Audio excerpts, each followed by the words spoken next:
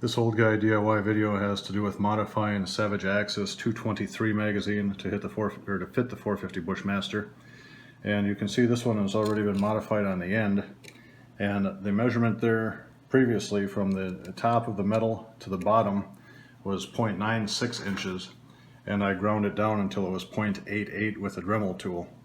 And then up in the throat area, I opened this up by using a small crescent wrench on each side. I just put one in on each side and pulled them out, and the dimension now is 0.382 inches.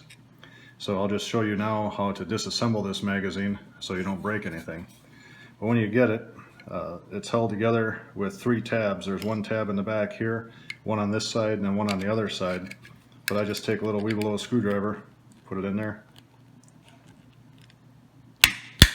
pop that tab out, and come to the other side, pop that tab out, slide the thing forward, and then you can just pull out the follower assembly. But when I was modifying the metal, I disassembled the magazine first so I could work on this without messing anything up.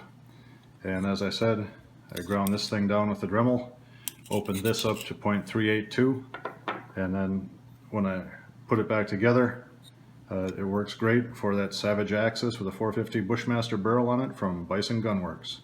To reassemble the magazine, we take the follower and spring assembly, put it in place. It will only fit one way because of the contour of the follower. And then we grab the base plate. You can see the little tab here.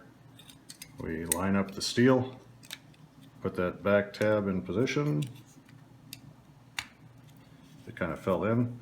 Now just squeeze with your finger. That one goes in over the tab. Come to the other side, squeeze the steel. That one falls in, the tab is in place, and the magazine is reassembled.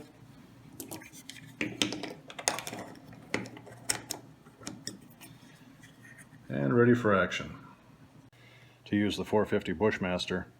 So I used the 223 because it already has a spacer on the back, so the shell doesn't have to have such a long run to the chamber.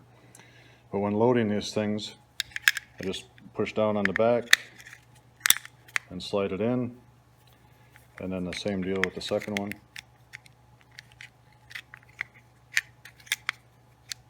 So it's loaded, and you can see I cut the profile here on the front so the bullet will feed out nicely. So as you probably know with the Axis, the key is when you put the magazine in, just put the rear end first, then wait for the click, and then you'll see it feeds nicely, just like downtown.